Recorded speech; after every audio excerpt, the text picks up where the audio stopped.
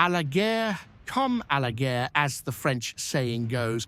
A prisoner could not always expect to be kept alive, and there were many reasons for this. There was no point in taking prisoners during an offensive. To do so was to employ personnel to guard them. Convoying them with you makes no sense either. Then there were no options. To the wall, as they say, but such cases were extremely rare. The prisoners were often kept alive. What to do? The breadth of the Russian soul knows no limits. Hitlerites were sometimes forgiven. A lot of war crimes against civilians, but there were cases when German servicemen simply had no right for pardon. There were units that caused the Russian soldiers a special fierce hatred. It was not difficult to distinguish such fighters of the Wehrmacht.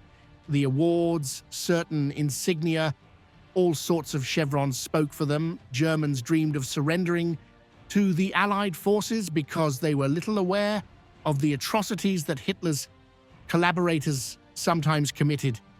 If a soldier of the Wehrmacht realized that captivity could not be avoided, he tried as soon as possible to destroy very important evidence. The paraphernalia of the uniformed executioners. The Red Army soldiers were not ceremonious in such cases. They let them go to waste without a trial.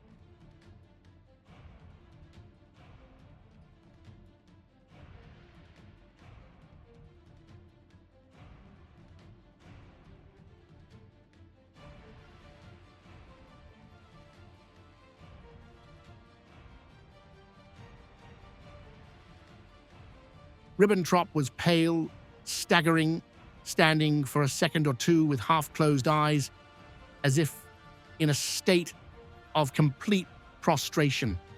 His handcuffs were removed, and his hands were fastened behind his back with a black belt.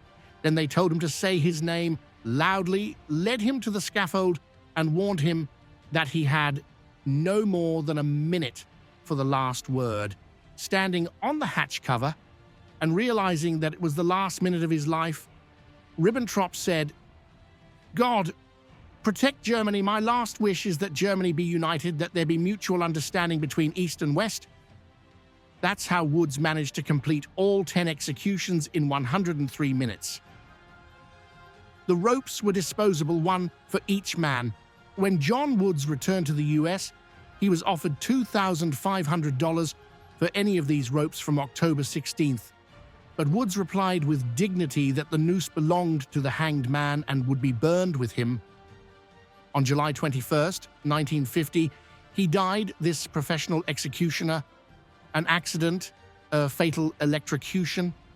It must be admitted that Ribbentrop and other Nazis condemned to execution showed great presence of mind before death, which surprised even the warders. Only one condemned man had a nervous breakdown. Julius Streicher, Gauleiter of Franconia, editor-in-chief of the anti-Semitic and anti-communist newspaper Sturmovik. He had to be dragged to the scaffold by force. The others followed Ribbentrop's example and accepted death with dignity. Write in the comments interesting stories that you know from that time. It will be very interesting to read. Friends, thank you for watching.